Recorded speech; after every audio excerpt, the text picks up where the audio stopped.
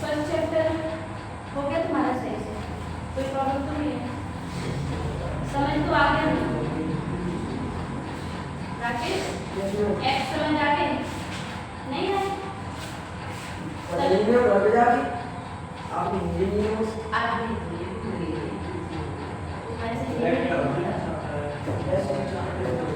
कोई नहीं, वो तो कर लेंगे, पीडीएफ भेज दूंगी तो हो जाएगा, उसमें कोई प्रॉब्लम नहीं है।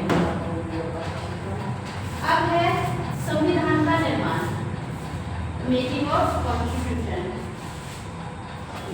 ठीक है, आज भी मैराथन होनी और आज कम से कम 3 चैप्टर्स या 2 चैप्टर्स को कंप्लीट करेंगे भाई। आज ऐसे मत करना कल की तरह,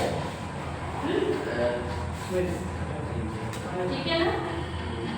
कल इतना टफ नहीं है, बस समझना और आज के में याद करने जितना भी कुछ नहीं है, बस समझना। मेकिंग ऑफ कॉन्स्टिट्यूशन, संविधान का निर्माण।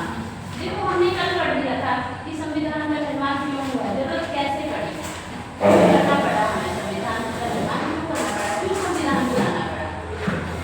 अब बनाना तो पड़ा, क्यों पड़ा वो ठीक है, बना कैसे, किसने बनाया, किसने उसकी मांग उठाई, किस तरह से बना, वो चीजें आज हम देखेंगे। सबसे पहले संविधान सभा का विचार आता है माइंड में कि संविधान सभा, संविधान बनना चाहिए, संविधान का गठन होना चाहिए, उसका विचार आएगा हमारे माइंड में। हम कोई भी काम कर रहे हैं तो पहले ये सोचेंगे ना, यार ये काम हमें करना चाहिए, कैसे करना चाहिए, किस तरह से, कौन कौन कर सकता है। मान लो हमें क्वालिटी बढ़ाने के लिए तो मैं से किसी एक को खड़ा कर देती हूँ कि आज का टॉपिक तुम समझाओगे। हाँ मुझे पता है कोई समझाने लायक नहीं है फिलहाल, राकेश इसलिए हंस रहा है ना, राकेश समझ जाती हूँ मैं तो भाई इतना तो मैंने बोला भी नहीं, बस हंसा ही हंसा, फीलिंग समझ आ गई। तो मुझे सोचना पड़ेगा कि कौन इस टॉपिक को समझा सकता है। हाँ मैंने दिल से कह सकती हूँ, इस पर भरोसा कर सकती हूँ मैं, जो है वो है सीरियस। तो मुझे पता है ये समझा दे, बाकी तुम में से किसी को नहीं कर सकते, सरकार में तो बिल्कुल नहीं कर पाएगी। तो फिर सबसे पहले संविधान सभा के गठन का विचार होता है कि संविधान को कैसे बनाना चाहिए।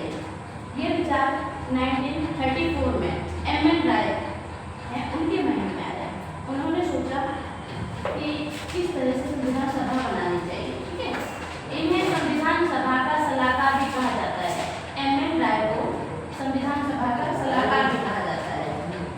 फिर सबसे पहला विचार 1934 में M.N. रॉय के मन में आया, उन्होंने रखा। फिर 1935 में, 34 की एक साल बाद ही 1935 में भारतीय राष्ट्रीय कांग्रेस ने आधिकारिक रूप से मांग उठाई, कोई लीगल तरीके से डॉक्यूमेंट्स वगैरह दे करके मांग उठाई। और 1938 में इसको जवाहरलाल नेहरू ने गठन के लिए बात करी और वयस्क मताधिकार के तौर पर। वयस्क मताधिकार क्या होता है बेटा? वयस्क मताधिकार क्या होता है? नहीं पता? ये 18 साल से ऊपर के लोगों को हम चुनेंगे, वोटिंग कराएंगे, वो है वयस्क मताधिकार। अभी भी हमारे जो इलेक्शन होते हैं वयस्क मताधिकार के अकॉर्डिंग ही होते हैं।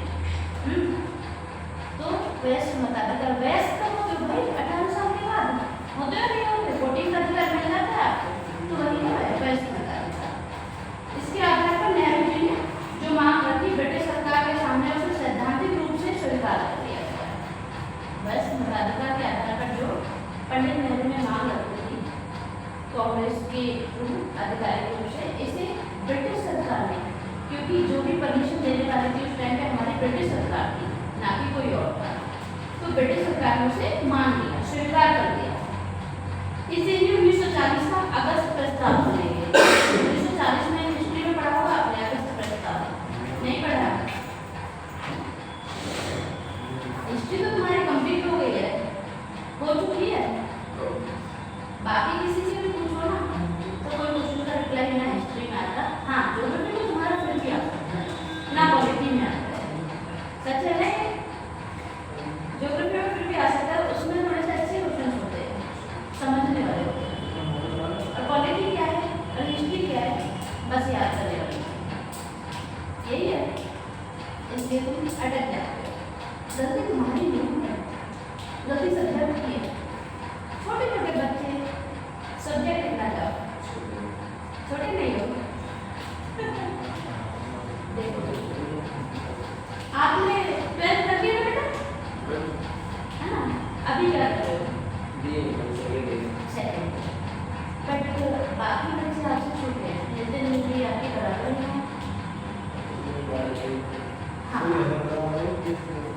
क्लास में है वो अभी नहीं इसमें 12th कर रहा ये है पीसीएस वाला वैसा तो उनके लिए ये सब्जेक्ट ना ये सब्जेक्ट जो आते हैं पहले बीए के बाद वाले बच्चों के लिए आते थे अभी इन बच्चों पे थोप दिए गए हैं भाई जबरदस्ती तो उनके लिए तो टफ है इसलिए कि बच्चों पढ़ो तो कुछ तो समझ आएगा थोड़ा सा समझ आता है कि वो पढ़े समझते अभी पहली बार में थोड़ा समझ आएगा दूसरी बार लोग अच्छे से आएगा तीसरी बार करोगे ना जाएगा लगे रहो क्लास में बैठे रहो क्लास मत छोड़ो तुम्हारे पास टाइम काफी है तब तक तुम्हें कहीं भटकने की जरूरत नहीं पड़ेगी सब्जेक्ट इतने अच्छे हो जाएंगे तुम नोट्स नहीं बनाओगे रेगुलर क्लास में लोगे ना तभी तुम्हें पूरी नहीं भटकने की जरूरत समझो बस टाइम फिर आता है क्लिप्स मिशन मैंने बताया था इसमें टीम मेंबर्स कल बताया था नितिन कल बताया था मैंने क्लिप्स मिशन में 3 सदस्य हैं कौन कौन से हैं स्टैनफोर्ड क्लिप्स पैटी लॉरेंस एके अलेक्जेंडर इन्होंने द्विराष्ट्र की मांग को अस्वीकार कर दिया है द्विराष्ट्र की मांग कौन सी थी डबल राष्ट्र की मांग एक पाकिस्तान का संविधान बनना चाहिए और एक इंडिया का संविधान बनना चाहिए किसने मांग करी थी भाई पाकिस्तान ने मांग करी थी पाकिस्तान कभी नहीं चाहता था कि हम इंडिया में रहेंगे वो हमेशा से ये चाहता था कि अलग से पाकिस्तान बने अलग से पाकिस्तान का संविधान बने तो उन्होंने ये भी मांग की कि 2 राष्ट्र का संविधान बनना चाहिए लेकिन जो क्लिप्स मिशन था उसने इसे अस्वीकार कर दिया मना कर दिया कि 2 राष्ट्र की मांग नहीं रखनी चाहिए और न ही इसे स्वीकार किया गया अब बात करते हैं संविधान सभा का गठन कब हुआ नवंबर 1946 में संविधान सभा का गठन हुआ पहली बैठक कब हुई 9 दिसंबर याद है ना तो संविधान सभा का जो गठन हुआ था नवंबर 1946 में हुआ था टोटल कितने मेंबर्स थे 389 मेंबर्स उस टाइम पे संविधान सभा में टोटल 389 मेंबर्स थे उनमें से 296 ब्रिटिश सरकार ब्रिटिश प्रांत के थे ब्रिटिश सरकार के थे और 93 देसी रियासत थे ठीक है अब इनमें भाई क्या था कि कैसे मेंबर्स को चूज किया जाए मनोनीत या निर्वाचित अपॉइंट करके या इलेक्ट करके अपॉइंट कैसे होते हैं इलेक्ट कैसे होते हैं बताइए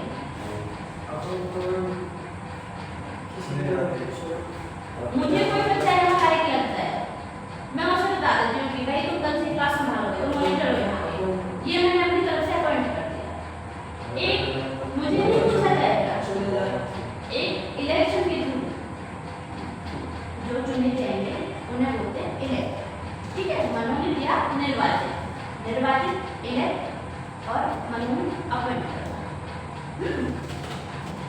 एकल संवैधानिक मत के थ्रू हुआ था एकल संवैधानिक मत के थ्रू एकल संवैधानिक मत क्या है एक एक चीज तुम्हें समझ आनी चाहिए मैं बोलती जा रही हूँ कोई फायदा नहीं तुम्हें हर चीज का मतलब पता होना चाहिए अब भी हमारे यहाँ एकल संवैधानिक मत की है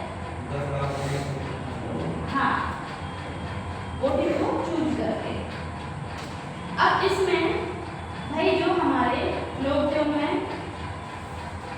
पहले तो 389 लेकिन बाद में कितने सदस्य 296 कांग्रेस के सदस्य 296 कांग्रेस जो ब्रिटिश सरकार के सदस्य थे उनमें से 208 कांग्रेस के सदस्य 73 मुस्लिम लीग के सदस्य और 15 अन्य जातियों के सामान्य कास्ट छोटी कास्ट जो भी है क्योंकि देखो सबसे बड़ी जो पार्टी थी वो कांग्रेस पार्टी थी 208 में से हो गए मुस्लिम लीग भी थी सेकंड नंबर पे काफ़ी बड़ी थी जो पाकिस्तान बना सकते हैं अभी बड़ी ही है तो 73 उसमें से थे और 15 कोई मुस्लिम हो कोई ईसाई सिख वगैरह ये हो गए सामान्य अन्य हो गए ठीक है लेकिन एक चीज़ है इसमें कौन शामिल है स्पेशली गांधी संविधान में उनका कोई पार्टिसिपेट नहीं था उन्होंने पार्ट नहीं किया इसके इलेक्शन कब हुए जुलाई अगस्त 1946 में सीमित मताधिकार देते हैं। इसमें 15 महिलाएं थी, संविधान सभा में 15 महिलाएं थी। कई बार पूछ दिया जाता है और मेरे का नाम भी आ जाता है। 15 महिलाओं में कमला चौधरी हो गई, सुचेता कृपलानी का नाम सुना ही होगा आपने, ऐसा नहीं है कि उनका नाम नहीं सुना हो, हाँ कुछ हैं जिनका नाम नहीं सुना होगा। जी दुर्गाबाई हो गई, बेगम गुदासिया हो गई, एजाज रसूल, ये सारी लेडीज के नाम हैं। पूर्णिमा बनर्जी हो गई, दक्षियानी हो गई, बेला कुंदन, रेणुका रे, हंसा मेहता, कुमारी अमृता कौर, एनी मेक केरल और अम्बु स्वामीनाथन। ये हो गए भाई लेडीज।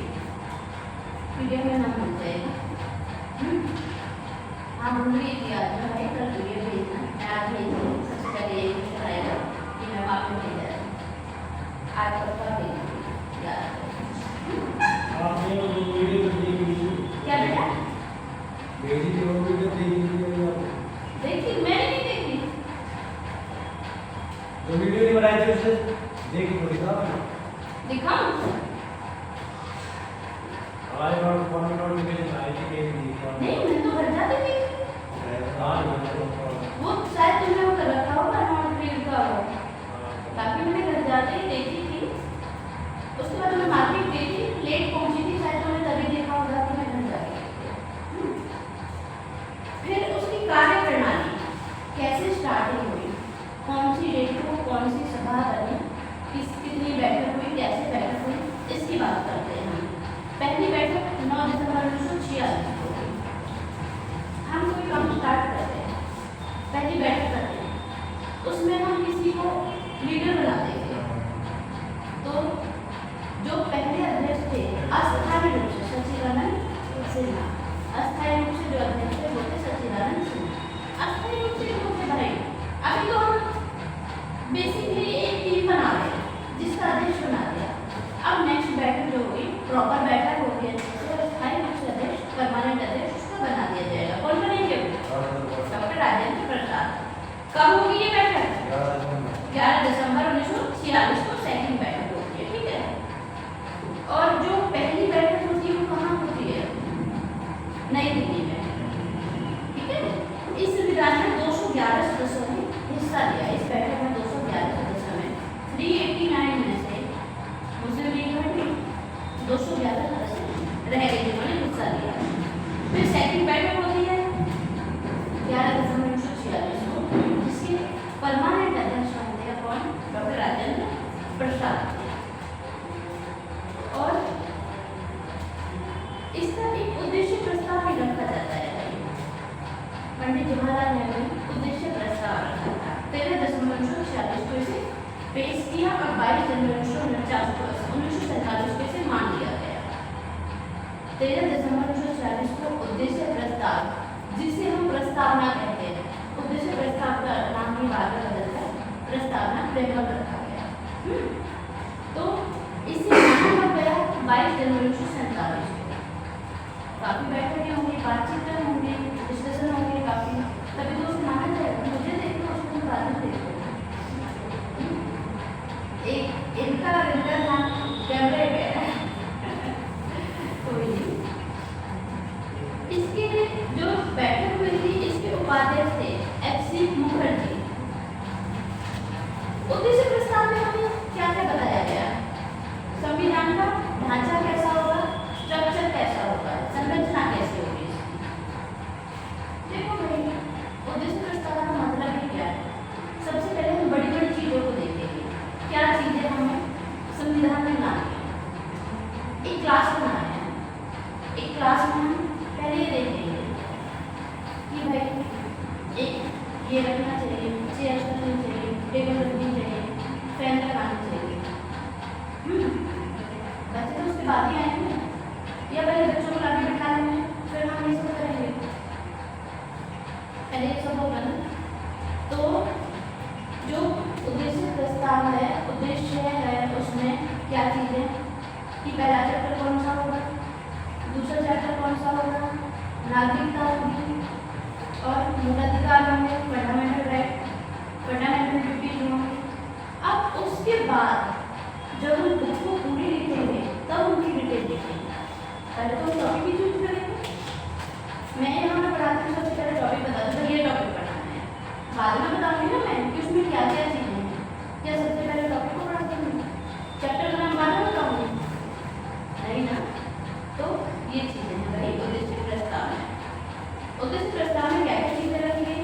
समृद्ध गणराज्य, स्वतंत्र, आर्थिक, सामाजिक, राजनीतिक न्याय, कानून की समक्ष क्षमता, प्रतिष्ठा, अवसर की समानता, अभिव्यक्ति का विश्वास, धर्म, उपासना, व्यवसाय, संगठन, कार्य करने की स्वतंत्रता, गणतंत्र के क्षेत्रीय अखंडता, जल, स्थल, आकाश के अधिकारों की रक्षा करना और सभ्य राष्ट्रों के अनुसार विश्व में शांति बनाए रखना और मानव का कल्याण करना।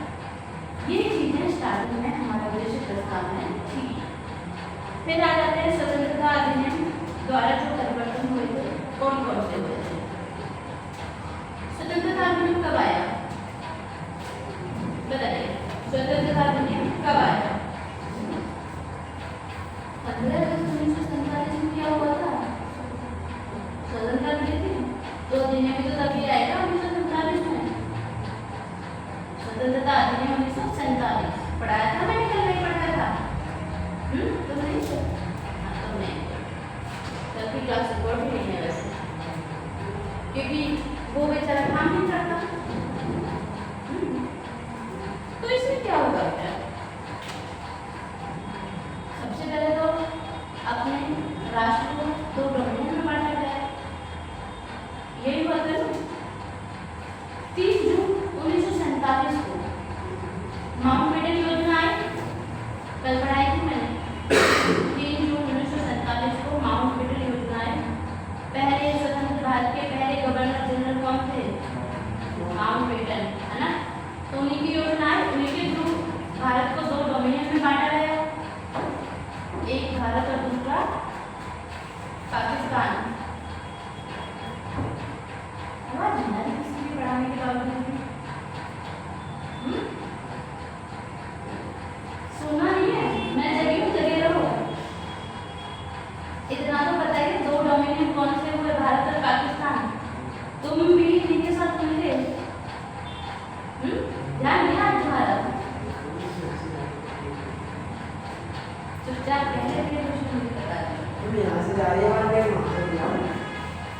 यहाँ से नहीं जा रहे तुम्हारे पास और यहाँ से जा रही है वहाँ पे नहीं आ रही आपके पास। नहीं, वो बोला ही नहीं था। बोला बोला पाकिस्तान सब बोल रहा है। अच्छा। दूसरा भारतीय स्वतंत्रता अधिनियम 1947 और तीसरा संविधान सभा को पूरी तरह संप्रभु बनाना। क्या क्या परिवर्तन हुए थे? पहला 3 जून 1947 को माउंटबेटन योजना आई, दूसरा 1947 का स्वतंत्र भारत अधिनियम आया और थर्ड संविधान सभा को पूरी तरह स्वतंत्र बनाना। अभी तक संविधान सभा ब्रिटिश के अंडर में रह के काम कर रही थी, लेकिन अब हमारा देश आजाद हो गया। अब हमारे भारत की पहली संसद कौन हुई? संविधान सभा। संविधान सभा के जो मेंबर होंगे वो काम करेंगे, न कि ब्रिटिश के रूल्स चलेंगे। वैसे भारत जो बजट अधिनियम था 1935 वाला वो भी चलता रहा, लेकिन संविधान सभा जिस तरह से काम कर रही थी उस तरह से काम करेगी, ना कि अपने अकॉर्डिंग। सभा एक विधायिका भी बनी रही और कार्यपालिका भी बनी रही, ठीक है। लेकिन 1947 में कब? 15 अगस्त 1947 को मुस्लिम लीग थी वो भारत से अलग हो गई। अब एक बात बताइए, जो आम कानून बनाते कार्यपालिका के रूप में जब संविधान सभा काम करती थी, आम कानून बनते थे, उनमें अध्यक्ष कौन होते हैं? जीवी मावलकर। और बाकी में डॉक्टर टाइम बताइए, संविधान कितने टाइम में बना? 18। ये तो सबको रटा पड़ा है, चलो अच्छी बात है। कुछ चीजें जो हमें रटी पड़ी कम से कम ज्यादा नहीं पड़ी। कितना पैसा लगा? 64 लाख के करीब, लगभग 64 लाख। उस टाइम में बहुत मैटर करता था 64 लाख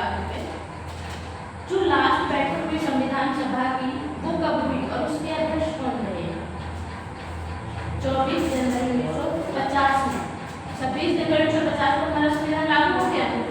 उससे 2 दिन पहले लास्ट बैठक हुई थी 24 जनवरी 1950 को, जिसके अध्यक्ष राजेंद्र प्रसाद सिंह डॉक्टर राजेंद्र प्रसाद रहे उसके अध्यक्ष। ठीक है।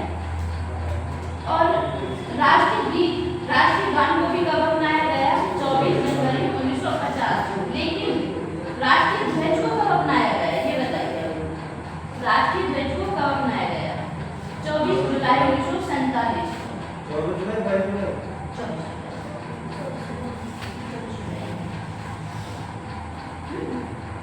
तो और कितने देशों का अवलोकन किया गया था जब हमने संविधान बनाया था? कल भी बताई थी ये बात मैंने आपको। चेक कर दो एक बार, हो सकता है मेरी कंफ्यूजन हो जाए। चेक कर दो कितने देशों का अवलोकन किया गया था जब संविधान बनाया था? 60 देशों का। बात करते हैं कुछ समितियों के बारे में। 22 है तो भाई 22 कर लेना। 22 इंडिया होगा। कर लेंगे। वैसे भी कंफर्म करके रिपोर्ट फिर कई बार हो जाती है कुछ चीजें। समितियां हैं। मसौदा समिति, उसके अध्यक्ष कौन थे? Doctor B.R. अम्बेडकर। संघ शक्ति समिति, नेहरू, पंडित नेहरू। एक केंद्रीय संविधान सभा की समिति थी, इसके भी पंडित जवाहरलाल नेहरू थे। प्रांतीय संविधान सभा की समिति थी, इसके थे सरदार वल्लभ भाई पटेल। ये पीडीएफ में आपको मिल जाएगा, सारी समितियां आप याद रखोगे हो जाएगा। प्रक्रिया समिति और नियम समिति, इसके अध्यक्ष कौन थे? डॉक्टर राजेंद्र प्रसाद। भाई नियम तो डॉक्टर राजेंद्र प्रसाद ही बने थे जब प्रेसिडेंट वो बन चुके हैं। तो राज्य समिति पंडित जवाहरलाल नेहरू इसके अध्यक्ष थे। संचालन समिति, इसके अध्यक्ष कौन थे? डॉक्टर राजेंद्र प्रसाद। एक है मौलिक अधिकार समिति, अल्पसंख्यक जनजातीय और बहिष्कृत सलाहकार समिति, इसके थे वल्लभ भाई पटेल, है ना, सरदार पटेल। देखिए प्रारूप समिति सबसे बड़ी समिति है। इसके जो 7 सदस्य हैं उनके नाम क्या क्या है?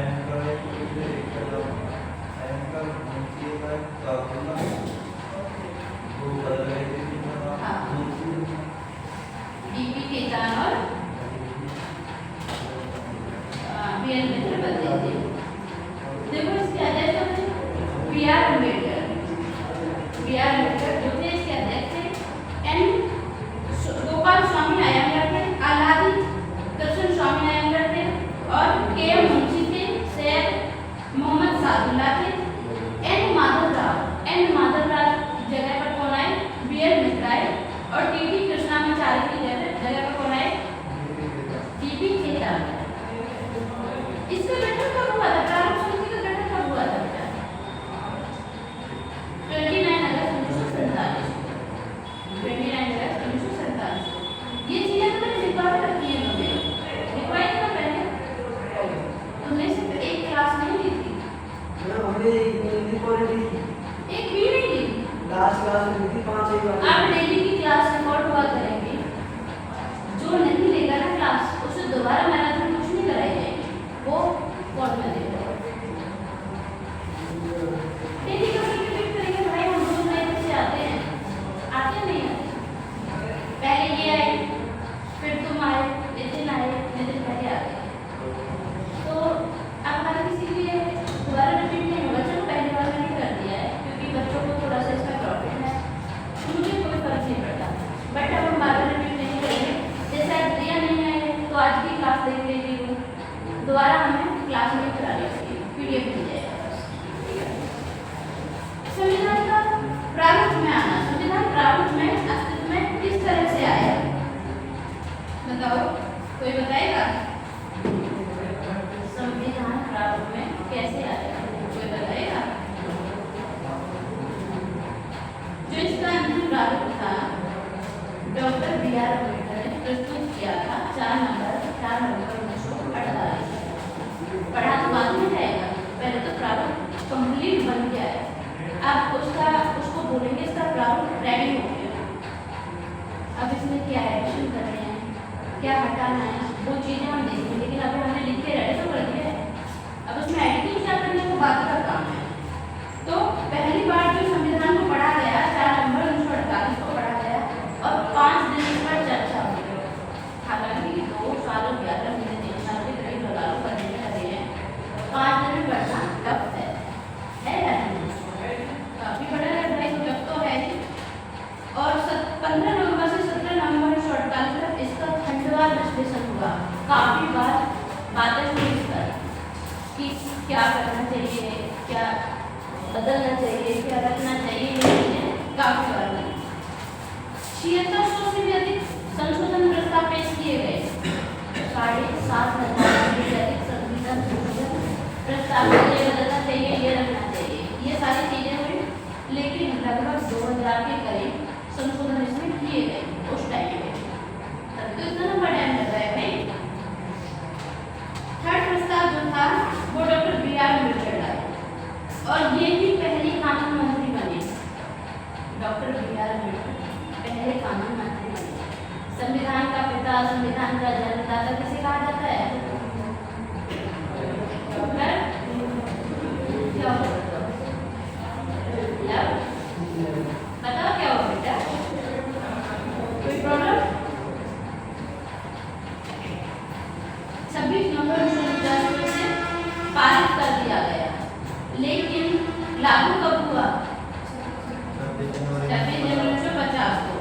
और जब से पारित किया गया, इस पर हस्ताक्षर 284 सदस्यों ने किए, साइन 284 लोगों ने किए। मुझे भी बता दो क्या है भाई, मैं भी कुछ बोलूँगी।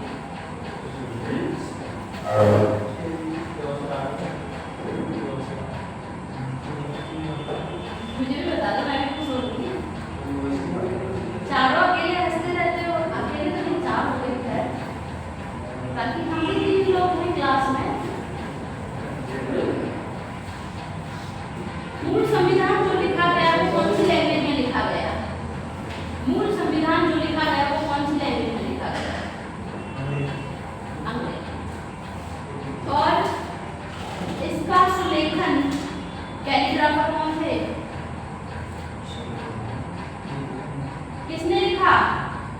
प्रेम बिहारी नारायण राय दादा। इसमें कितने शब्द थे भाई? 1,45,000 शब्द थे इसमें। कितने दिनों में पढ़ लोगे? एक दिन में। क्वालिटी लाके देती हूँ मैं। लक्ष्मीकांत भाई, लक्ष्मीकांत का तो आधा है, पूरा भी नहीं है। इतनी मोटी बुक है, देखिए तुमने।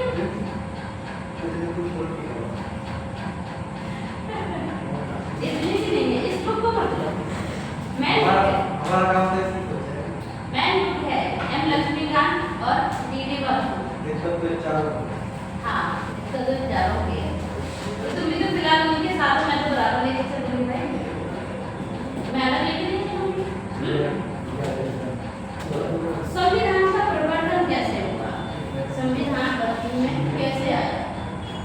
26 नवंबर 1949 को पारित हो गया, और इसमें 26 नवंबर 1930 को पारित बनना था। पूर्ण स्वराज्य का नारा दिया गया था, इसीलिए 26 जनवरी 1949 को पूर्ण स्वराज्य का नारा दिया गया था। इसीलिए फिर 26 जनवरी 1949 से 50 से पहले वो रेडी हो गया, तो 1950 का वेट करना पड़ा, ठीक है। और इसे रिपब्लिक बनाया गया था 26 जनवरी 1950 को। जो पूर्ण स्वराज्य का नारा 26 जनवरी 1930 को दिया गया, वो कौन सी जगह दिया गया होगा? लाहौर में रावी नदी के किनारे। किसने दिया था? किसने दिया था बेटा? कांग्रेस ने दिया था। वो भी दो आदमी भी दो पार्टी थी, कांग्रेस पार्टी ने दिया था, ठीक है। 26 नवंबर को लागू हुआ, और जिसमें हमने नागरिकता, चुनाव प्रावधान, ये कुछ चीजें ली थी। अब कांग्रेस की विशेषज्ञ समिति क्या कहती है?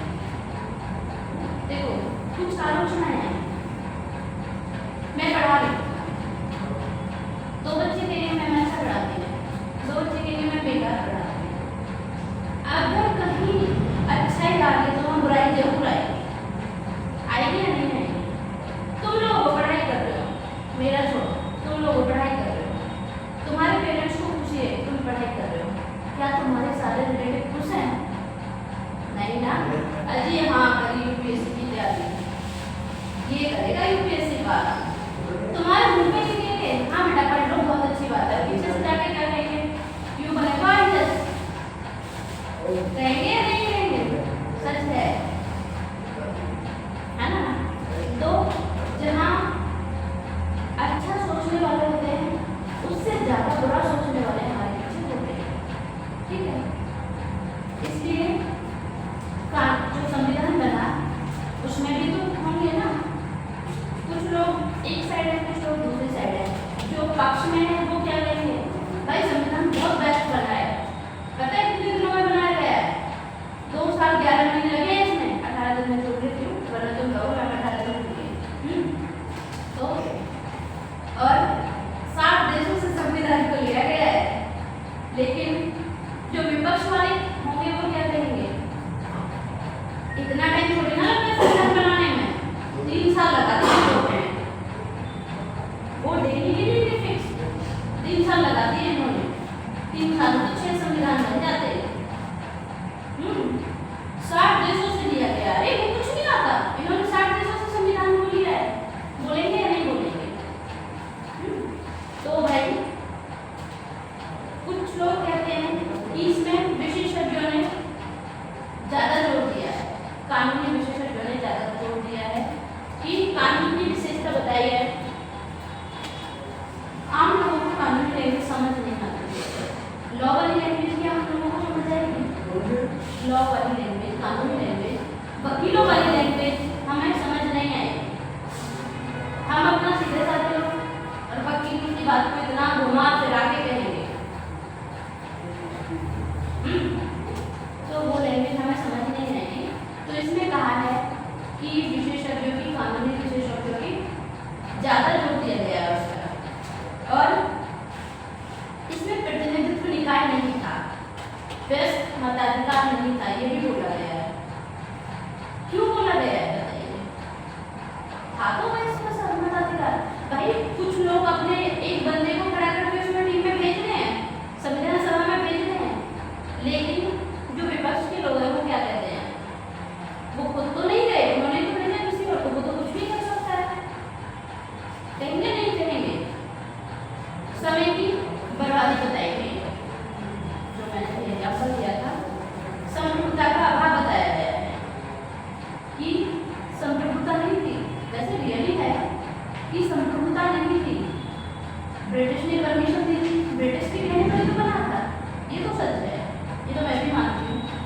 आप लोग मानो ना मानो मुझे नहीं पता, और आप लोगों को मैं भी इतनी समझ नहीं है, आप समझ सकते कि क्या सही है क्या गलत है। 1-2 बार पढ़ोगे प्रॉपर समझ आएगा संविधान, तो आप लोग भी कहने लगोगे कि ये बात सच है। भाई संप्रभुता बताइए, संप्रभुता का मतलब क्या है? कि हम अपने अकॉर्डिंग कोई काम करें, किसी दूसरे की हम ना सुने। लोग कह रहे हैं संप्रभु है ये संविधान, बट संप्रभु कहाँ है? कितने मिशन आए हैं, अगस्त प्रस्ताव आया है, ब्रिटिश ने इसे पास किया है, तभी तो ये बना है, तो संप्रभु नहीं हुआ। इसमें कांग्रेस का प्रभुत्व और हिंदुओं का प्रभुत्व ज्यादा बताया है, ये भी सच है, बट गलती नहीं है कांग्रेस की। भाई सबसे बड़ी चीज तो कांग्रेस है, सबसे बड़ी पार्टी तो कांग्रेस है, मुस्लिम लीग छोड़ के चली, सामान्य लोग कुछ लोग ही हैं, और उस टाइम में जो लेडीज थी वो प्रॉपर पार्टिसिपेट नहीं करती थी। अब के टाइम में हर बंदा बंदी पढ़ रहे हैं, आगे बढ़ने, उस टाइम पे इतना क्रेज नहीं था पढ़ाई का, आगे बढ़ने का, कुछ लोग ही थे जो आगे बढ़ते थे। तो ये भी ठीक कहा है, वकीलों राजनीतिज्ञों का जो प्रभुत्व है वो बताया, जटिल भाषा बताई है, ठीक है। अब इसमें हम बात करते हैं कि संविधान सभा ने प्रतीक किसे माना, किसे? हाथी और हाथी की मोहर को। संवैधानिक सलाहकार किसे कहा गया? M.N. राय, सबसे पहले बताया था ये मैंने आपको। सभा के सचिव कौन थे? P.R. अयंगर, है या नहीं थे? कलाकार कौन थे इसके? नंदलाल बोस, राम मनोहर सिन्हा। हिंदी संस्करण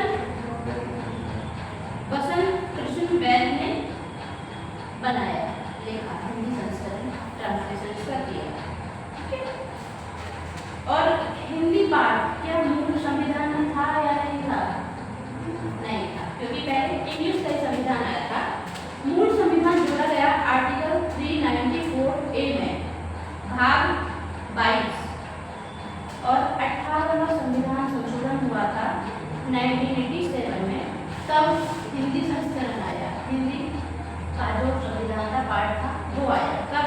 1987 में।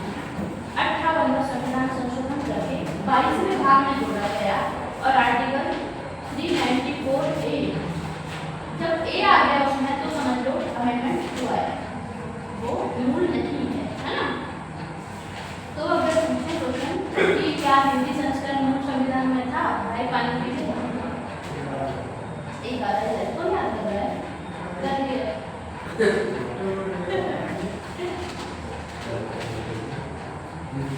संशोधन में हिंदी शब्दावली और इंग्लिश शब्दावली में से कौन सी शब्दावली को मेन माना जाएगा संविधान में? राकेश तो बाद में बता देगा कौन याद कर रहा है, अभी यहाँ ध्यान देंगे। जो हिंदी शब्दावली है और इंग्लिश शब्दावली है इसमें से कौन सी शब्दावली को संविधान में कभी कोई विवाद होता है तो कौन सी को मेन माना जाएगा? इंग्लिश को, क्योंकि पहले में संविधान इंग्लिश का लिखा गया था। हिंदी का तो ट्रांसलेशन किया गया है, ट्रांसलेशन में कई बार गलतियां भी हो जाती हैं ना।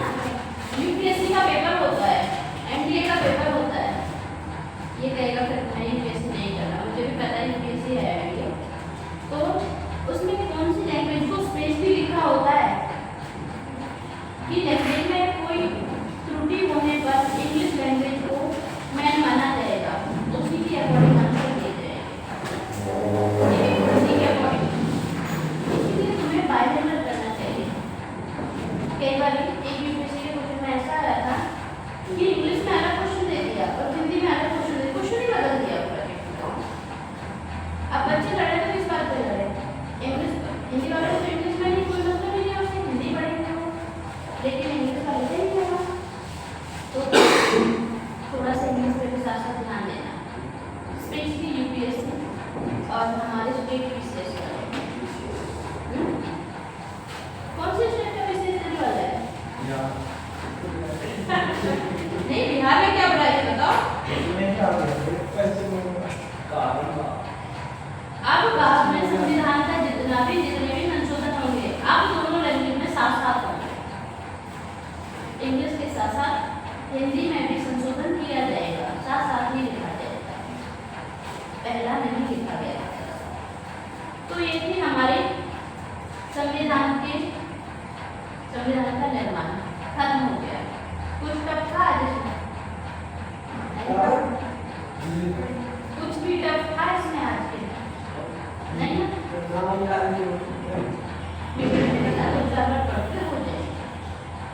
स्टार्टिंग में किसी को नहीं समझ आनी चाहिए, समझ आया है कि किस तरह से संविधान बना, किस किस ने पार्टिसिपेट किया, तो ये तो पता है 15 लेडी ने पार्टिसिपेट किया। भाई लेडी एग्जाम 2-4 बार रिपीट करोगे हो जाएंगे। कितने मेंबर्स थे 1-2 बार देख लो हो जाएंगे, पहली बार में किसी को कुछ भी नहीं होता है।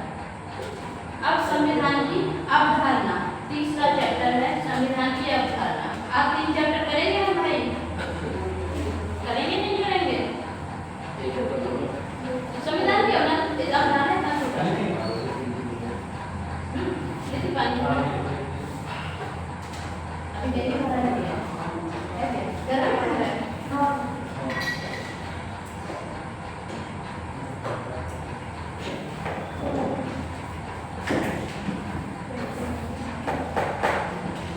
संविधान की अवधारणा के बारे में बात करते हैं।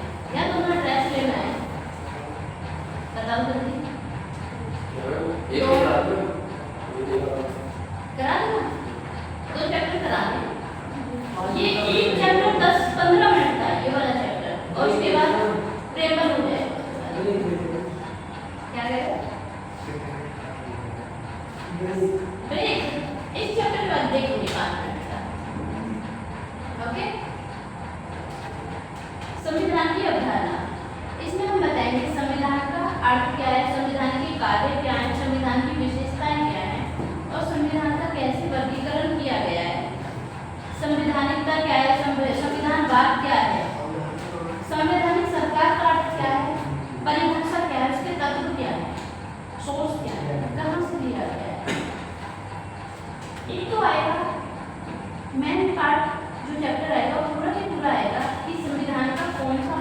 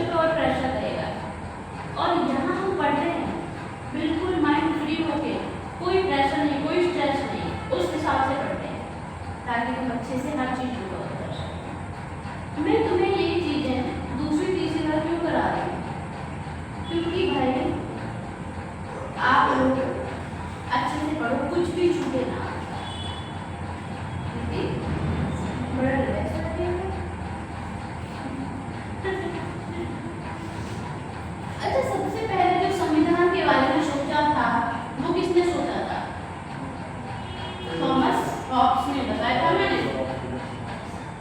थॉमस हॉब्स ने सबसे पहले सोचा था कि सामाजिक विनियमन होना चाहिए, एक समाज में कोई कानून होने चाहिए, समाज में कोई रूल्स होने चाहिए, रेगुलेशंस होने चाहिए।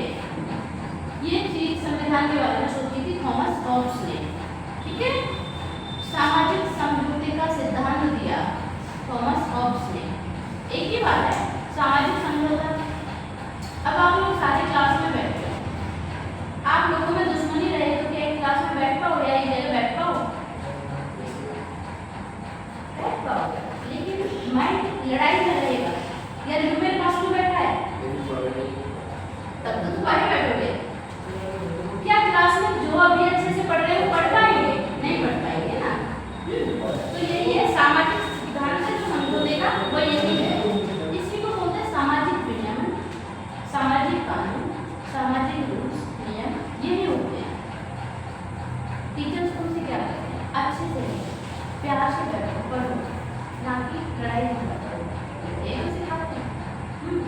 कभी लड़ भी जाते हैं। वैसे हमारे जो क्लास है वो बहुत बेस्ट है, रियली में हर सेंटर में कहीं भी जाके देखो, बेस्ट क्लास है, कहीं भी ऐसे नहीं मिलेगी। इतना क्लास के अंदर प्यार, बॉयज गर्ल्स जो मिलके रहते हैं, वो बहुत अच्छा है। हाँ, कुछ लोगों का डिफरेंस, क्या बात है भाई, दुश्मनी तुम्हारी इतनी, सेम कलर की शर्ट, इसने चोरी करी तुम्हारी, क्यों भाई?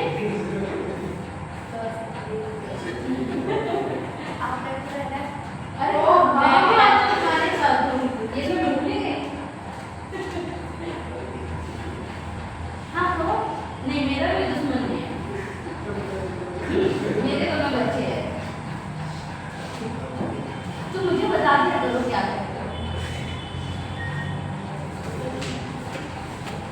इसने मनुष्य को, थॉमस हॉब्स ने मनुष्य को दो सिद्धांत दिए।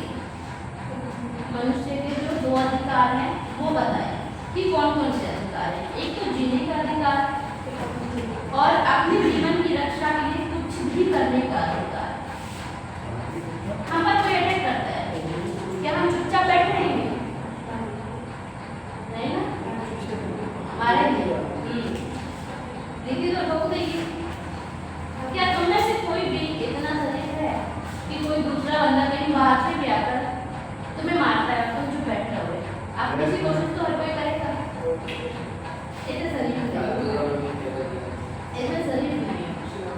मैं भी मारती हूँ तो तुम्हारा सबसे पहले हाथ ऐसे आता है रोकने के लिए, आता है कि नहीं आता? तो ठीक है ना भाई। थॉमस हॉब्स ने जो सिद्धांत दिया उसमें क्या कहते हैं, उन्हें जीवन का अधिकार है और अपने जीवन की रक्षा के लिए कुछ भी करने का अधिकार है। सेल्फ डिफेंस में हम किसी को मार भी सकते हैं, केस नहीं होगा तो है, वो बात की बात है, उसको तो बचाओ पहले। सेल्फ डिफेंस के लिए इतना केस नहीं होता, इतनी बड़ी सजा नहीं होती, क्योंकि हमने सेल्फ डिफेंस में किया है। फिर बात करते हैं संविधान क्या है, बताओ क्या है? संविधान क्या है भाई? संविधान से हमारा देश क्या कर रहे हो तुम, ये बताओ। फिर तो उल्टे काम कर रहे हो। अरे यार ध्यान समझ यार, समझोगे, समझ तो जब आएगा तुम समझोगे, काम तो कुछ और कर रहे हो।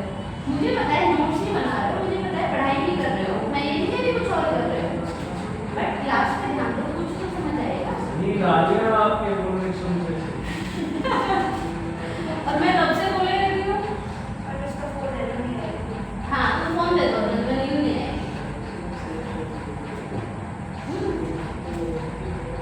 तो भाई संविधान क्या है बताओ?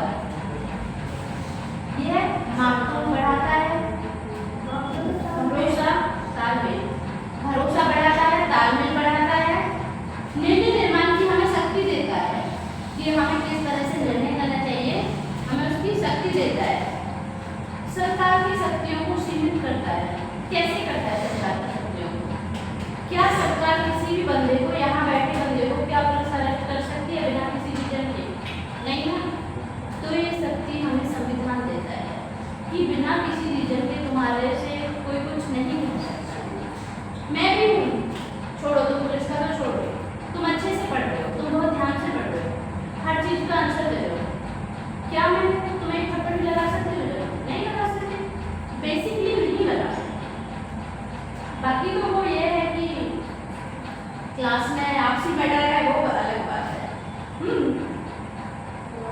लेकिन बिना किसी रीजन के आपको ना मैं कुछ कह सकती हूँ, ना कोई और कुछ कह सकता है।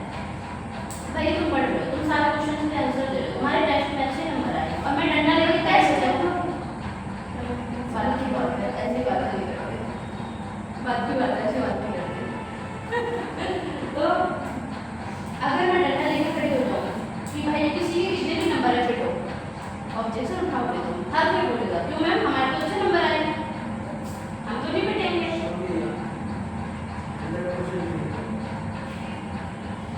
अच्छे आने के बाद तुम कोई भी नहीं बैठेगा, चाहे तुम मेरे कितने भी आज्ञाकारी बच्चे हो, फिर भी बोलोगे जरूर मैम अच्छे नंबर तो आए हमारे। वो 9 नंबर लेके खुश था। राकेश सो गया, राकेश सोना नहीं है बेटा।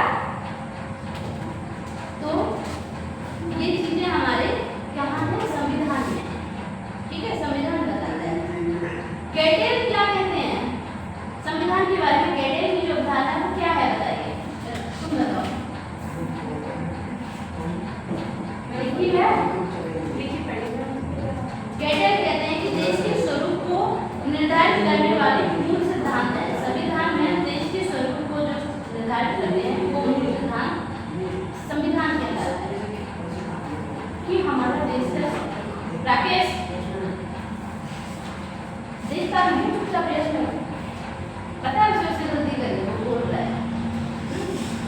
तो संविधान का स्वरूप कैसा होना चाहिए ये निर्धारित करने के जो सिद्धांत है वो कैडेट ने बताया कि संविधान किसे कहा गया है। गिलक्रिस्ट क्या कहते हैं? कोई बताएगा गिलक्रिस्ट क्या कहते हैं? कोई नहीं बताएगा, क्यों नहीं बताएगा? करवाया है मैंने।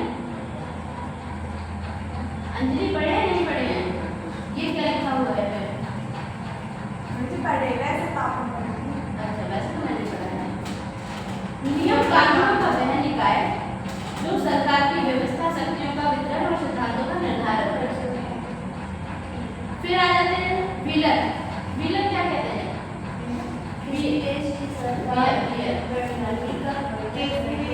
हाँ किसी क्या कहते हैं? किसी देश की सरकार की पूरी प्रणाली का वर्णन करना और नियमों का संग्रह संविधान है।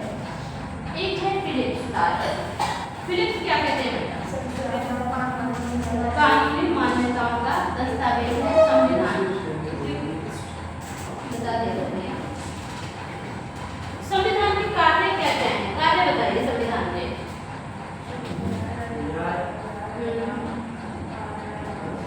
और बस हाँ और राजनीतिक समुदाय की सीमा घोषित करना, परिभाषित करना कि राजनीतिक समुदाय क्या होते हैं, संविधान क्या है इसके बारे में, राजनीतिक समुदाय की प्रकृति, अधिकार को घोषित करना और नागरिक संस्थाओं को स्थापित करना, विनियमन करना, नियंत्रित करना, ठीक है।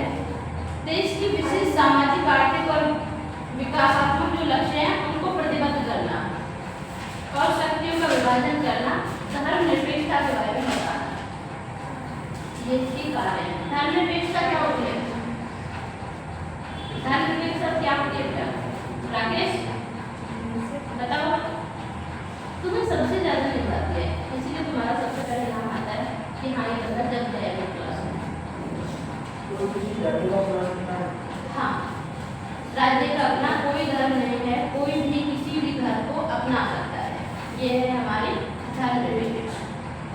इसकी विशेषता है संक्षिप्तता, स्पष्टता, निश्चितता, उपयुक्तता, स्थिरता, अनुकूलनशीलता, व्यापकता, ये चीजें हैं विशेषता। अब इसका वर्गीकरण, इसका वर्गीकरण दो पार्ट गर्म लाइट को हाँ वही है अकेले हाँ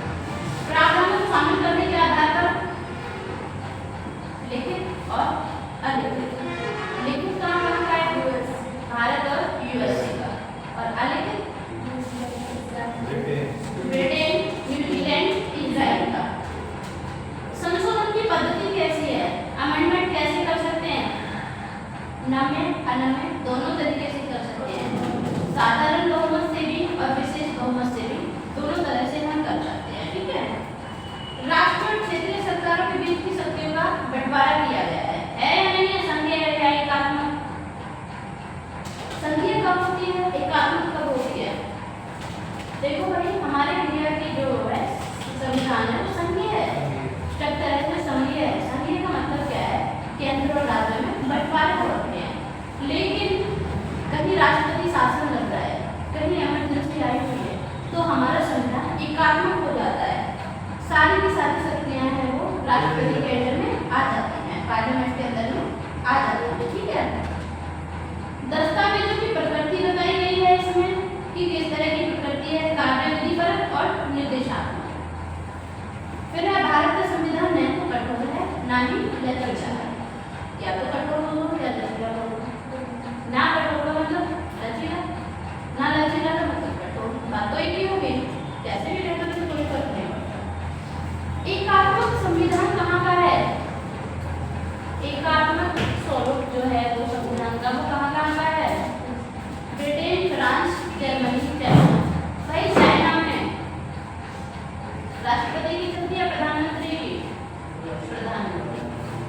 ठीक है, और हमारा इंडिया संघीय है, इंडिया में दोनों तरह की सरकार है। क्या हो रहा है? आपको डर हो रहा है क्या?